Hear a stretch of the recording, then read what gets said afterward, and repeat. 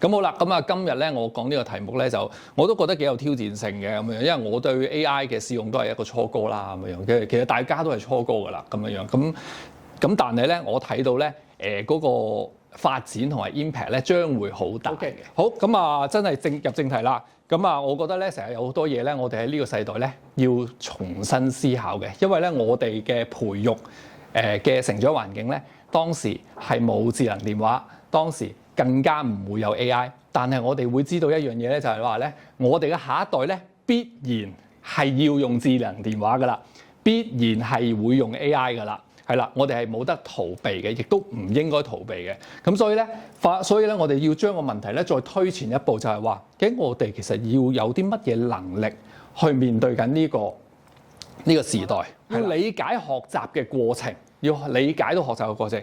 更加重要係理解自己，呢個係咩咧？就係話咧，你要理解究竟自己邊一種嘅學習方法係自己最熟悉嘅。有啲人可能咧隻眼好叻，所以咧佢就睇圖啊、睇嘢啊就好叻。佢一炒股票咧，睇嗰啲陰陽燭咧，就唔知點解咧，佢見到一啲嘢咧係其他人見唔到嘅。OK， 有啲人咧隻耳仔好叻，聽嘢好醒嘅，即係咧硬係唔知點解咧，聽到某啲音樂咧，佢就會知道係嗰個 mood。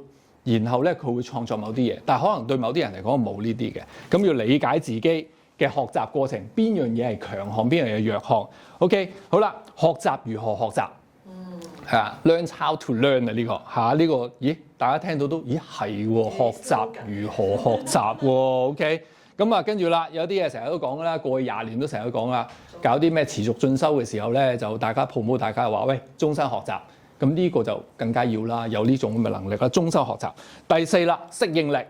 適應力我諗大家都唔會反對啦，即係大家都明白，哇係喎，原來10年前我哋面對緊嘅世界個環境、經濟、政治所有嘢，同10年之後嘅今日似乎都好唔同喎，好似同我哋以前細個面對緊嘅好唔同喎，所以要有適應力。第5啊，好奇心，係啦，好奇心，或者咧我會再多少少咧，就係求知欲咯，係啦，求知欲、好奇心，係啦。第6。改變做事嘅方法係啦，改變做嘢嘅方法，即係話可能我以前我真係唔會用 AI 嚟寫文嘅，但係而家我會揾 AI 嚟輔助我一齊寫文 ，OK？ 輔助我改變我一啲嘅做事方法係啦。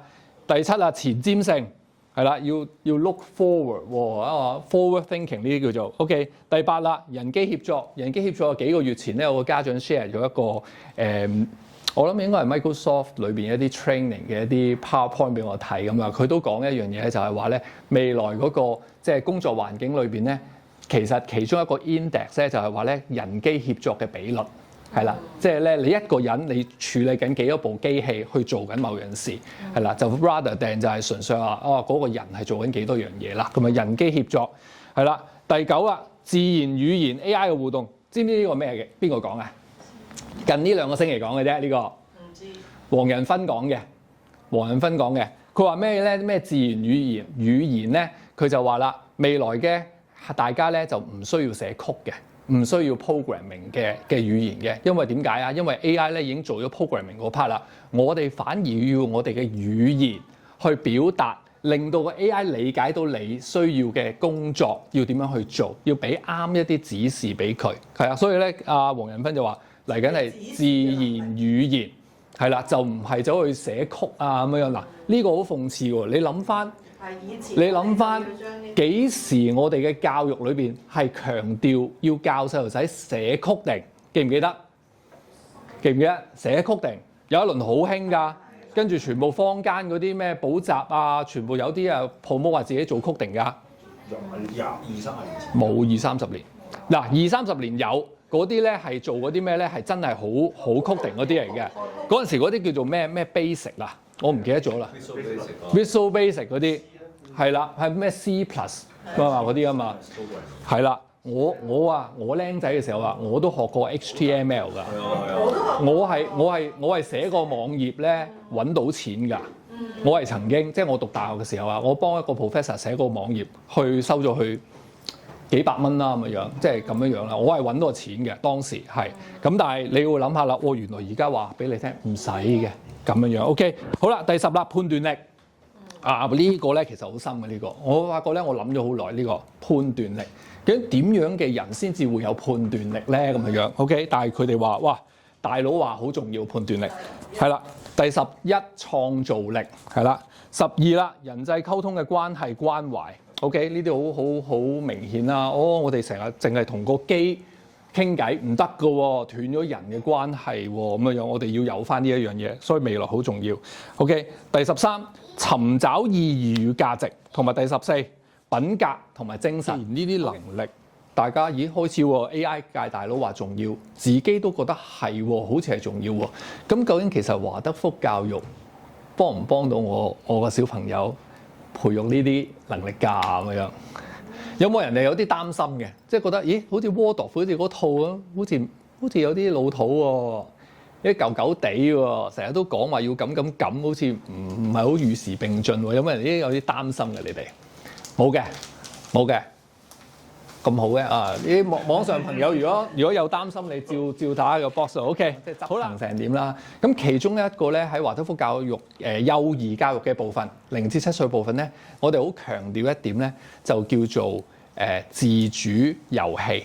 有一種叫自主遊戲。咁啊英文咧有幾個 terms 嘅，英文咧有啲書咧就寫住叫做咩啊 self-initiated play， 有啲咧就叫 self-directed play。係啦，或者有啲簡單啲講咧，叫 free play， 係啦，自由玩樂，係啦，自主遊戲。其實咧喺個過程裏邊咧，你會睇到一件事嘅，就係咧唔同年紀3歲至7歲嘅細路仔咧，其實佢會展現咗佢自己好 natural 嗰種嘅嗰個 internal drive 啊，有一種主動性去做某啲嘢，或者有種主動性咧去跟隨某啲嘢。係啦，跟隨都唔係一件壞事嚟嘅喎，即係你2歲幾3歲，咁你跟隨啲大哥哥去做一件事，其實係一個學習過程啦。你6歲7歲嘅，你去 create 緊一啲嘢，你 coordinate 你一班小朋友同你一齊去玩呢個遊戲，呢個亦都係佢喺呢個小圈子、小團體裏邊嘅能力範圍之內，以及咧喺個過程裏邊咧，其實咧係佢有佢自己嗰個想像力，有自己嗰個執行力。有自己同其他小朋友嗰個溝通能力，同埋咧仲有一樣嘢，佢肯去做。肯去做呢樣嘢咧，好虛無縹緲噶。肯與唔肯咧 ，willingness 呢樣嘢咧，其實咧好多時你好難 measure， 但係你咧喺個活動裏邊，你見到一班小朋友咧，佢做到呢個效果出嚟。好啦，呢個咧即係上次你哋睇過呢個情景咧，就 exactly 就係 self-directed play、self-initiated play 自主遊戲嗰個呈現嘅狀況啦。而呢個呈現嘅狀況咧，究竟我哋能唔能夠喺屋企做到咧？我哋係可以嘅，一陣再講。OK， 好啦，所以咧呢度咧要講得多少少啦。嗱，咁啊最近咧我就拍咗條 IG 嘅 reel 啦，咁啊我就講話啊，即係未來即係 AI 世代，我哋培育小朋友有邊3個能力好緊要嘅咁樣樣，用自主遊戲呢樣嘢咧就培養到嗰3個能力啦。大家有冇睇過我條 reel 啊？立過下90秒嘅啫，好快過。呢啲嘢純粹係一個 impression 嚟嘅啫，即係純粹係話啊，知道呢個男人好似都係識講嘢嘅。佢講咩唔係好記得，但係佢都好似都正路嘅，條友都咁樣。標題嘅係啊，有標題嘅。記唔記得個 reels 講啲乜嘢？我其實就想帶出自主遊戲係培育緊3個能力。有冇印象？冇睇。自信 ，OK，very good 啊！自信、自信心，埋啦，專注力、自信心、專注力，同埋做一樣嘢，好奇心 ，OK， 好啦。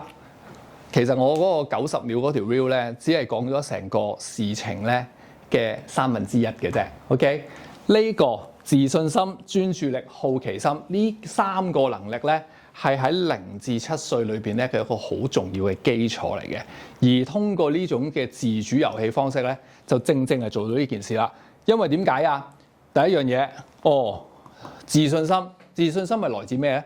自信心係來自你做到試錯，然後你再去做，有信心俾自己繼續去做。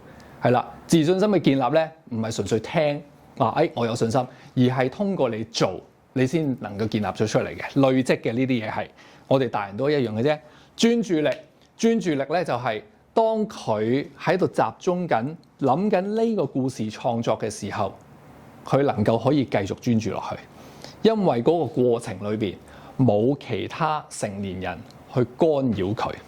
OK， 冇成年人話俾佢聽，你唔應該咁做，或者你會唔會咁樣做好啲啊咁樣。又甚至乎咧，可能咧，我哋而家坊間好多時咧，好中意一樣嘢嘅就係話要 address 個小朋友嘅情緒啊嘛，或者 address 個小朋友，你真係好叻啊，鼓勵佢，咁你會點啊？拍手啦，哇，做得好好喎咁樣。如果我哋真係相信 self-initiate play 呢樣嘢嘅時候咧，當佢專注嘅時候，你唔好走去鼓勵佢住，等佢繼續做，係啦。而你要做啲咩 ？observation。OK，observation。OK， 好啦，第三個好奇心呢樣嘢咧，我所講咧就係天生就有㗎啦，係啦。只不過咧，我會見到咧好多小學生、中學生咧冇咗好奇心，係喺佢嘅成長嘅過程裏邊咧經歷緊唔同嘅嘢，慢慢將呢個好奇心磨滅咗。係啦，我哋好奇心咧係唔需要培育嘅，好奇心係需要保護嘅啫。係啦，因為本身係有㗎啦，人係已經有呢樣嘢㗎，好奇心。OK， 好啦，其實仲有喎，仲有好多嘢㗎喎，我冇講晒喺個 IG 嗰度。OK 啦，仲有一樣嘢咧，我會補充嘅就係咩咧？佢有一種方向感。